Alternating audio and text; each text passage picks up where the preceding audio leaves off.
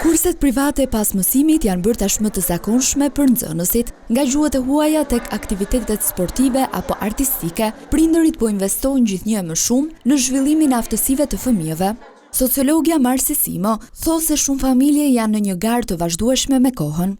Dikur ka qenë trend, ndoshta ka qenë edhe një shpenzim që është dukur si luks, përse përket frekuentimit të kurseve, sot është bërë si domosdoshmëri. Ndoshta edhe kur nuk është e nevojshme, dhe kur nuk është e domosdoshme, është bërë si një lloj shprehje, si një lloj faze që fëmia duhet të kalojë, pra, edhe në shkollim, në edukimin formal, edhe në atë jo formal. Sociologja këshillon prindërit të tregojnë të kujdesshëm dhe të informohen paraprakisht për kushtet, programin dhe ngarkesën e kurseve.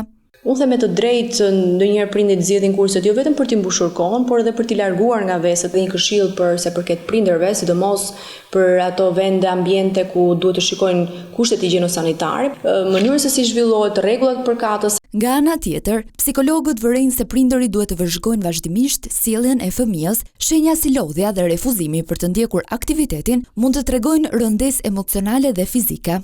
Mund të mbingarkohen nga këto aktivitete dhe ndihen të lodhur, nuk marrin më njohurit për të cilat shkojnë dhe kthehen në shtëpi të tensionuar, ndonjëherë me sjellje agresive, ndonjëherë shprehin pakënaqësi në forma të ndryshme, duke heshtur, duke reaguar në mënyra të papërshtatshme, dhe prindi këtu duhet të ndalojë dhe të kuptojë. Është vërtet fëmia i gatshëm?